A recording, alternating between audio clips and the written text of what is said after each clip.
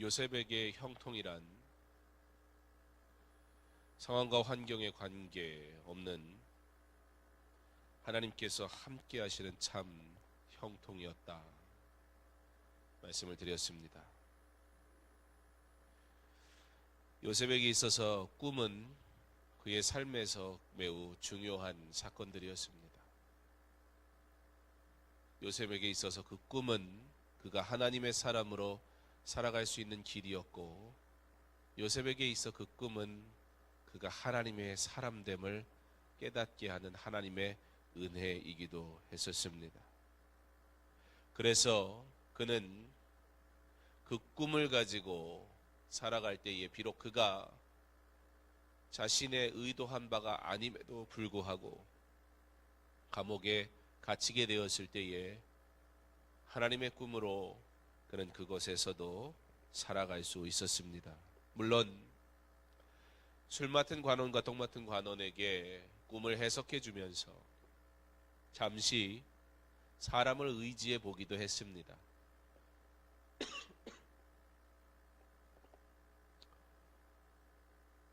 나가면 나를 꼭 기억해 주세요. 부탁할 만 하잖아요. 네. 그런데 술 맡은 관원은 요셉을 기억하지 못합니다.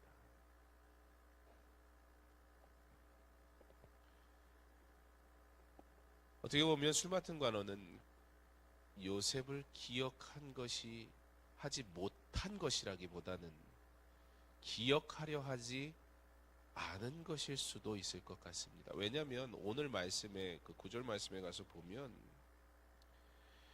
내가 오늘 내 죄를 기억하나이다 그렇게 얘기해요. 바로에게 사실 제가 이 얘기 했어야 되는데 사실 내가 내 생명에 은인이 있는데 내가 부탁받은 사람이 있는데 내가 그를 기억하려 하지 않았습니다. 내가 내 죄를 기억합니다 라고 하면서 요셉을 소개하는 술 맡은 관원의 고백을 보면 그냥 그가 정말 그냥 까마득하게 잊어버려서 그러려고 그런 게 아닌데 그랬다고 말할 수 없을 것 같습니다. 사람은 그렇게 상황과 환경에 따라 자신의 유익대로 말하고 생각하고는 합니다. 사람은요, 그래서요, 어떤 사건, 어떤 일이 내게 불필요하고 불편하면, 그러면 그때는 기억에 남에도 그냥 가슴에 묻어두고 잊은 척 살아가기도 합니다. 그래서 사람 신뢰하다가 실망하는 겁니다. 그렇게 시간이 흘러가고 맙니다. 무려 2년이라는 시간이 참 그렇게 지나갑니다. 성경은 40장에서 41장이 한 장이지만 그 한 장은 어마어마한 긴 시간이더라는 거예요. 2년이 되었습니다. 2년이 지나버리고 말았습니다. 그런데 마침 바로가 꿈을 꿔요.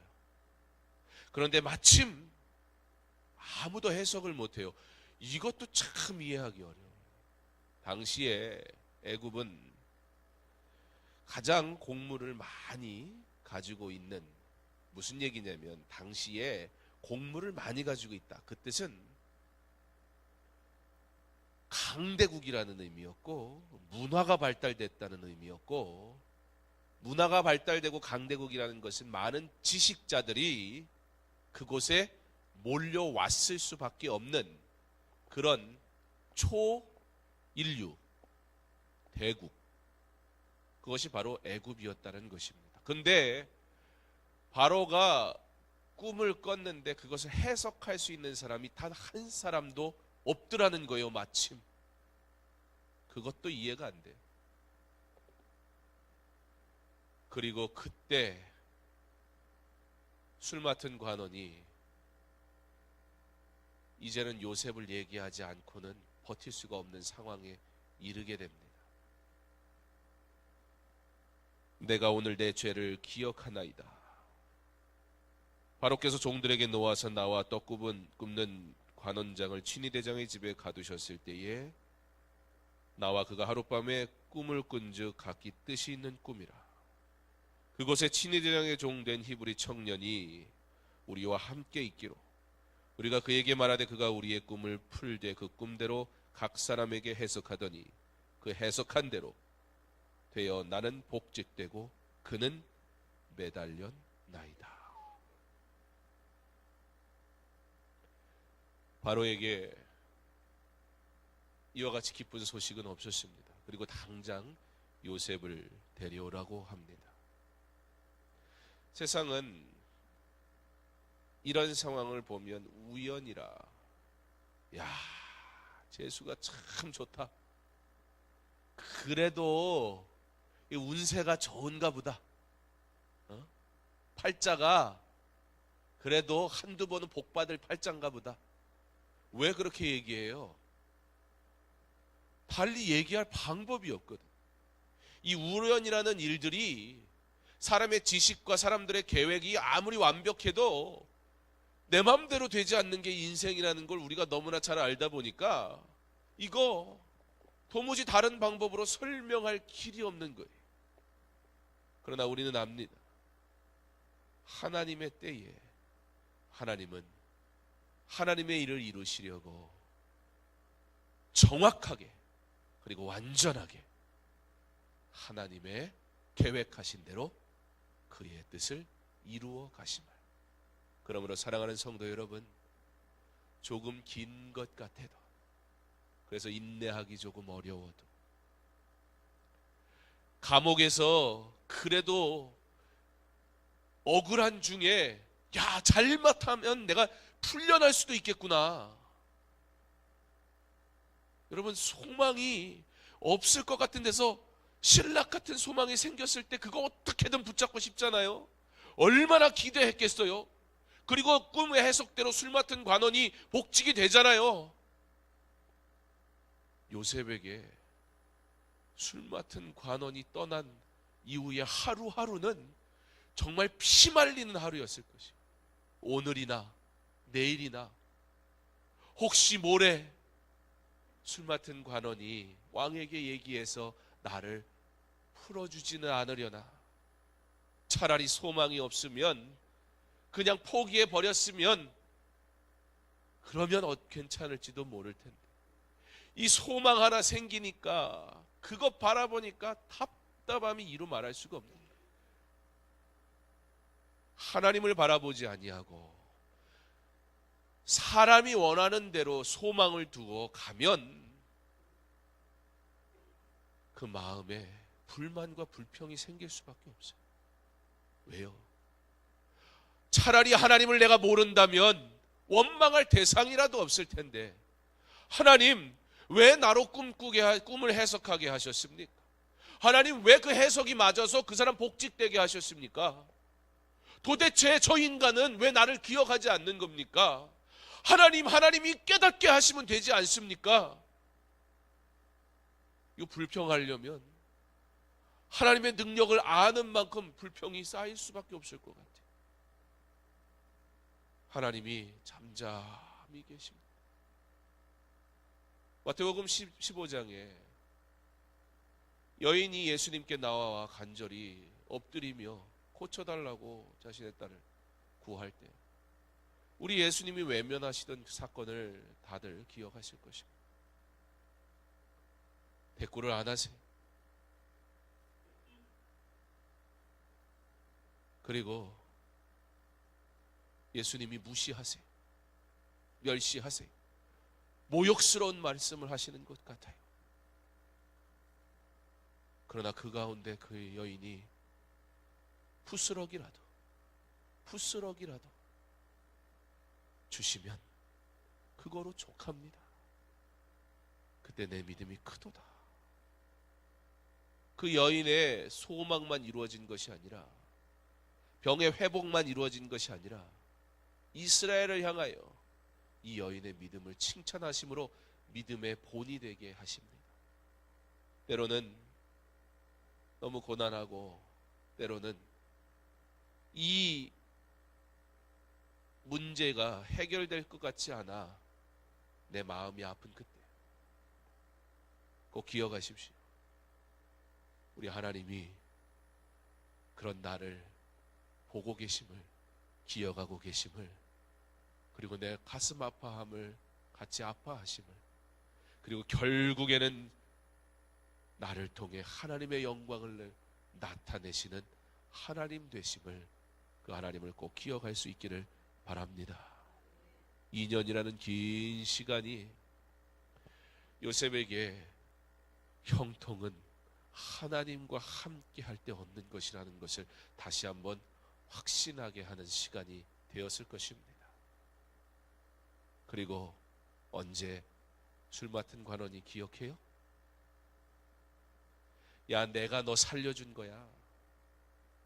야, 그래도 내가 너 기억해서 왕한테 얘기해서 너 이렇게 살아날 수 있었던 거야 라는 말을 이만큼도 할 수 없는 상황에 이르렀을 그때 술 맡은 관원이 내 죄를 고백합니다 라고, 요셉이 산 게 자기하고는 무관한 일이라는 것을 고백하게 되는 그때, 곧 하나님이 하셨고 하나님만이 구원하신다는 사실을 만방에 알릴 수밖에 없는 그때에 마침 하나님께서 바로로 꿈꾸게 하시고, 마침 그 지혜롭다고 말하는 사람이 넘쳐나는 그 애굽에서 그 누구도 바로의 꿈을 해석할 수 없게 하시고, 그리고 마침 술 맡은 관원으로 기억나게 하셔서 오늘 요셉이 다시 왕 앞에, 전에는 친위 대장에게 인정받던 인생, 그 고난의 길을 지나니 친위 대장 수준이 아니에요. 이제 왕 앞에 서는 자가 되고 결국 그가 총리가 되게 됩니다. 사랑하는 성도 여러분, 나의 고난의 길 속에서 나를 통해 일하시는 하나님을 절대 놓치지 않기를 바랍니다. 이 일을 통해 기도하게 하시는 하나님의 뜻이 어디에 있는지 내가 다 이해할 수 없지만, 그러나 하나님의 때에 반드시 하나님이 하나님의 영광을 위하여, 그리고 그의 눈물잔에 시편 기자의 고백처럼 그 눈물을 담으시고 기억하시는 것처럼 나를 기억하사 하나님 영광 받으시고 나를 높이 드실 줄 믿습니다. 그 하나님을 사랑하는 저와 여러분, 그 하나님으로 만족하며 오늘도 그 하나님께 영광 돌리며 살 수 있기를 간절히 원합니다. 그렇게 예수 믿어야 살만해요. 그렇게 예수 믿어야 재밌어요. 그렇게 예수 믿어야 이 세상의 것들 그걸로 상처 안 받아요. 오해하지는 말고 들으십시오. 수요일 날 문자가 왔습니다. 문자를 이렇게 봤더니 신월 5동에서 저한테 문자를 보냈어요. 아무리 읽어봐도 이해가 안 돼요. 그래서 내버려 뒀어요. 그냥. 왜 그 사람들은 제가 설교 준비할 때만 연락을 하나 모르겠어요. 오늘도 설교 준비 한참 하고 있는데 전화가 왔어요. 그러더니 다짜고짜 장경원 선생님이시죠? 네. 문자를 받으셨는데 왜 안 오시나요? 그래서 제가 거길 왜 가야 되나요? 문자에 뭐라고 써 있냐면 김치를 준다고 손수레를 끌고 오래요. 저보고. 이게 무슨 말인가? 아무리 봐도 이해가 안 돼요. 그래서 제가 전화가 왔으니까, 또 제가 전화해서 물어보기가 그래요. 왜냐하면 수요일 오전이 어떤 날이었냐면 제가 신월 5동에 오전에 갔다 온 날이에요. 우리 이웃사랑 헌금 100만 원 들고 신월 5동에 어려운 분들 도와주십시오. 제가 이게 100만 원짜리 김치인가 이게. 왜 김치를 가져가라 그러나. 예. 그래서 제가 웃으면서 그분에게 저는 강서중앙교회 담임 목사입니다. 제가 수요일 날 다녀왔는데요. 그랬더니 또 그분이 저를 봤대요, 수요일 날. 아, 그러세요? 예. 그러니까 그분도 이제 당황을 하는 거예요. 그래서 그래도 다행이네요. 목사가 부자가 아니라. 예. 근데 저는 저희 권사님들이 김치를 다 벌써 주셔서 그 김치는 저 안 주셔도 된다고, 다른 분들이라고. 예. 그러면서 생각을 해봤어요. 야, 내가 목사라는 이유로 참 많은 섬김을 받는구나. 예. 내가 목사라는 이유로 우리 권사님들이 김치도 주시고 팥죽도 해다 주시고 얻어먹는 게 엄청 많습니다. 제가. 우리가 세상에 소망을 두며 살아가면 세상이 둔 가치 때문에 때로는 실망하고, 세상이 둔 가치 때문에 그래서 속상하고 그렇습니다. 동사무소 직원 때문에 마음이 편해졌어요. 제 마음에 늘 목사가 너무 누리고 사는 거 아닌가. 그렇잖아요. 교회에서 거처할 수 있는 집도 주시고 제가 사는데 전혀 지장 없게 해주시니까 이거 참 내가 너무 목사가 너무 누리고 사는 거 아닌가. 제 기준은 아프리카기 때문에 웬만해가지고는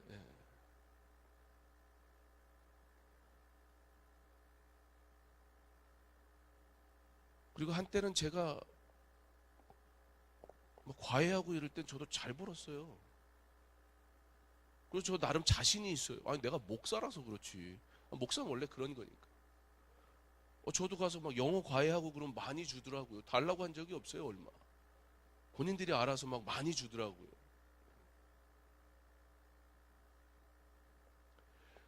사랑하는 성도 여러분, 정말 형통이 무엇입니까?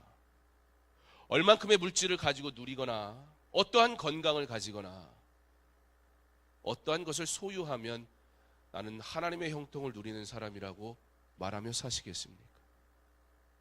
감옥에 갇혀있는 요셉이 하나님의 형통을 누렸다는 그 말이 말로는 내 귀에 들려도 가슴으로는 와닿지 않는 이 상황 속에서 사랑하는 성도 여러분, 정말 내가 하나님의 사람이 되어서 사는 것, 하나님이 내게 누리게 하신 것으로 만족하며 사는 것, 그것으로 감사하며 사는 것, 나의 필요를 아시고 그 필요를 따라 채우시는 하나님, 내가 월급 받았으니까 내 돈이에요? 아니에요. 누군가가 내게 줬으니까 그러면 나는 빌어먹는 거예요? 아니에요. 그 모든 것이 하나님이 내게 허락하시지 않으면 내가 누릴 수 없고 받을 수 없는 것이거든요. 뭐 때문에 그렇게 실망하고 낙심합니까? 왜 그렇게 사람을 비교하며 세상에 더 의지하려고 합니까? 하나님이 나를 기억하고 계심을 믿으시기 바랍니다. 솔직히요, 저는 제가 영어 과외하고 저희 아내가 학원하고 그래서 한 달에 한 1,000만 원씩 벌 때보다 야, 이게 쌀이 없는데 어떡하지? 그런데 누가 시장을 받아가 저희 집 앞에 놔두고 가시더라고요. 그게 훨씬 기억에 많이 남아요. 내가 잘나가지고 막 돈 벌었던 그 기억은 글쎄요. 그런데 내가 어떻게 해야 될지 모를 때 기가 막히게 하시고 내게 은혜 주셨던 그 하나님이 훨씬 많이 기억에 남아요.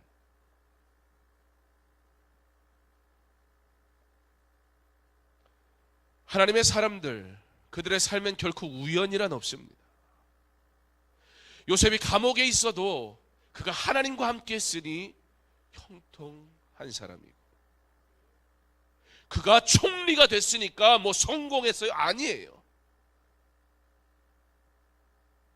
그가 총리가 됐을 때 그가 여전히 형통한 것은 그가 그때에도 여전히 하나님의 사람이었기 때문입니다.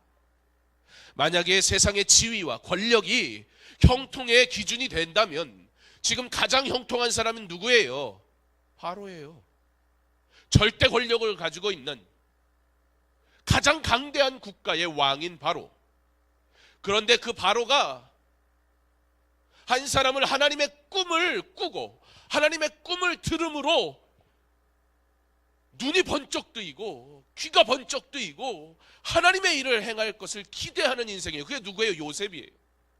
그런데 한 사람은 세상의 모든 권력을 다 가졌지만 하나님의 꿈이 그에게 찾아오니까 번민하더라는 거예요.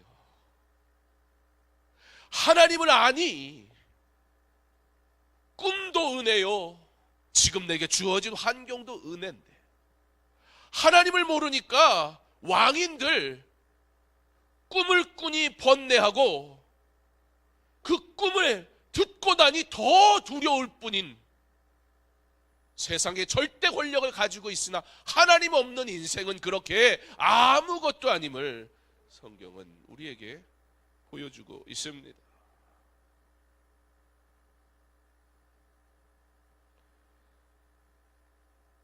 우리에게 영성은 뭡니까? 수도 안에 들어가면 영성입니까? 아니, 많은 것을 누리면 믿음이 없는 것입니까? 그렇지 않아요. 내게 주신 대로, 하나님이 내게 주신 대로 그것이 내 것이 아니요 하나님의 것임을 고백하며 하나님과 동행함으로 하나님의 영광을 위해 살 때 물질이 있어도 형통하고 물질이 없어도 형통한 자 됨을 믿으시기 바랍니다.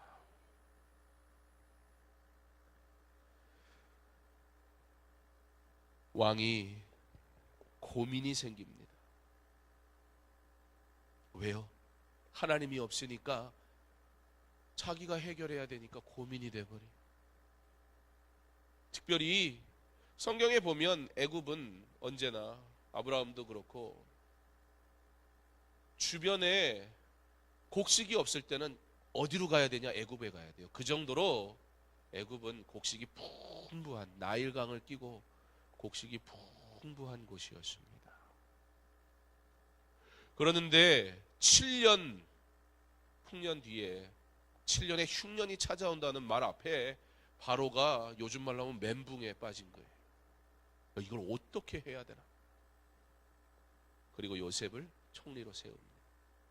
그리고 요셉이 형통한 자가 애굽에 거하니 애굽도 하나님의 형통을 누리게 됩니다. 지금은 잘 모를 거예요. 하나님의 형통함 속에 사는 나 때문에 자신들이 형통하다는 사실을 저들이 모름을, 예수를 사랑하지 못함을, 그러나 나는 그 예수를 인하여 이 형통함의 은혜를 누리고 있음을 기억함으로 우리 그렇지 못한 자들을 향해 하나님, 예수 믿는 나 때문에 저들도 복받게 하옵소서. 예수 믿는 나 때문에 내 이웃도 복받게 하옵소서. 예수 믿는 나 때문에 내 남편도 내 자녀도 내 아내도 복받게 하옵소서.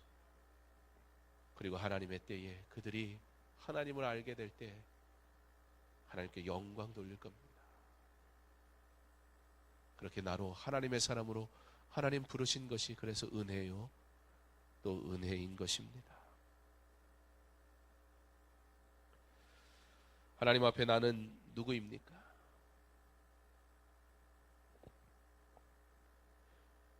내 죄를 고백하면 고백할수록 우리는 하나님의 은혜를 깊이 깨닫게 됩니다. 내 의를 드러내면 드러낼수록, 나를 자랑하면 자랑할수록 하나님을 향한 감사는 사라져버리게 됩니다. 사랑하는 성도 여러분, 참 형통은 세상의 부귀영화가 아니라 여호와가 나와 함께 하심임을 믿으시기 바랍니다. 참 꿈은 하나님이 꾸게 하시는 꿈이 참 꿈이지 하나님이 없는 꿈은 두려움일 뿐이라는 사실을 기억하시기 바랍니다. 2016년도 하나님의 동행하심으로 은혜 가운데 달려온 한 해였음을 우리 고백할 수밖에 없을 것입니다. 그러므로 2017년도 하나님께서 함께 하실 것을 믿음으로 은혜의 해를 기대하며 우리 순종하며 나아가기를 간절히 원합니다. 그 은혜의 해, 특별히 2017년은 가정과 교회의 복음화, 이웃과 지역의 복음화, 나라와 열방의 복음화, 이 세 가지 은혜의 복음화를 통해 역사하실 하나님의 일에 믿음으로 참여하려고 합니다. 성도는 결코 혼자가 아닙니다. 그러므로 성도는 두렵다고, 외롭다고, 도와줄 이가 없다고 말하지 않습니다. 두려워 말며 놀라지 말라. 내가 어디로 가든지 내 하나님 여호와가 너와 함께 하느니라. 리차드 번 브란트 목사님은 루마니아에서 공산국가인 루마니아가 기독교를 인정하지 않고, 그래서 그가 감옥에 갇히게 되었을 때 몰래 성경을 들고 들어갔습니다. 그리고 넌 왜 사람인데 두렵지 않겠어요? 그래서 성경을 읽는 중에 과연 두려워하지 말라가 몇 번이나 나오는지 세어보았다고 합니다. 365번이 나왔대요. 저도 찾아보다가 제가 감옥에 갇히지 않는 이상 다 못 찾겠더라고요. 글쎄 365번이 나오는지 안 나오는지는 별로 중요하지 않습니다. 그러나 그 목사님에게는 나름 벅찬 감격이 있었답니다. 이 메시지가 내게 주는 의미는 무엇일까? 하나님이 내가 이곳에서도 두려워하지 않기를 원하시는구나. 여러분, 성경이 말씀하시는 대로 하나님께서는 단 한순간도 1년 365일 뿐만이겠습니까? 1초, 세상에 존재하는 단위, 그 순간까지도 우리 하나님은 결코 우리를 떠나지 않고 우리와 동행하시는 하나님이심을, 나를 결코 홀로 두지 않고 우리와 함께 하시는 분이며 우리를 지키시는 분임을 믿음으로 우리 어떠한 상황과 어떤 순간에서도 원망하지 아니하고 하나님 나와 함께 하시니 내가 기쁘고 내가 즐겁습니다. 우리 하나님 찬양하며 담대하게 당당하게 승리의 삶 살아갈 수 있기를 바랍니다. 하나님이 우리에게 주시는 것은 두려워하는 마음이 아니요 오직 능력과 사랑과 절제하는 마음이니, 그러므로 너는 내가 우리 주를 증언함과 또는 주를 위하여 갇힌 자 된 나를 부끄러워하지 말고 오직 하나님의 능력을 따라 복음과 함께 고난을 받으라. 요셉이 갇힌 중에도 하나님을 바라보았던 것과 같이 사도 바울에게도 복음을 증거하는 삶과 복음을 위해 갇힘과 고난 받음은 오히려 하나님과 함께하니 기쁨이요 은혜였습니다. 성도는 결코 혼자가 아닙니다. 예수 그리스도께서 나 위하여 죽으시고 십자가로 사랑을 보증하여 주셨습니다. 그분은 지금도 살아계시고 나를 위하여 기도하고 계심을 믿으시기 바랍니다. 그리고 세상 끝날까지 함께 하신다고, 나와 함께 하신다고 약속하셨습니다. 자신의 손에 있는 우리를 아무도 빼앗지 못하리라 말씀하셨습니다. 2016년도 우리가 그렇게 주님이 붙드셔서 주의 은혜로 달려왔습니다. 그리고 2017년을 하나님의 부르심에 순종하며 달려가려 합니다. 섬김으로 하나님의 꿈을 꾸며 그리고 그의 뜻이 이루어지기를 기도하며 인내하는 가운데 달려갈 때 하나님의 놀라운 일들이 이루어질 것입니다. 제가 동사무소 직원과 대화하다가 보니까 이 사람이 오해하겠더라고요. 그래서 우리 교회가 잘 해주는데 내가 애가 많아서 그럴 거라고 한번 보라고 아마 내가 대상이 된 게 애가 많아서 그럴 거라고. 그랬더니 뭐 이렇게 보더니 뭘 보나 봐요. 뭐가 있나 봐요. 애가 많으시네요. 또 그러더라고요. 그래서 그렇죠. 애가 많아서 그래요. 그 김장 다른 분 주세요. 그랬더니 알겠대요. 앞으로는 전화 안 올 것 같아요.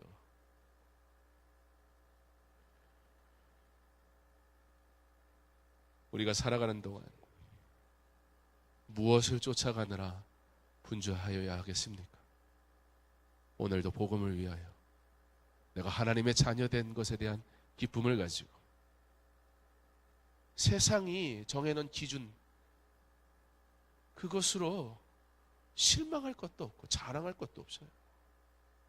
그러나 나의 하나님 되신, 내 아버지가 하나님 되신 그 사실로 감격하고 만족하며 내게 주신 바 은혜대로 하나님 영광 위에서 마땅히 드리며,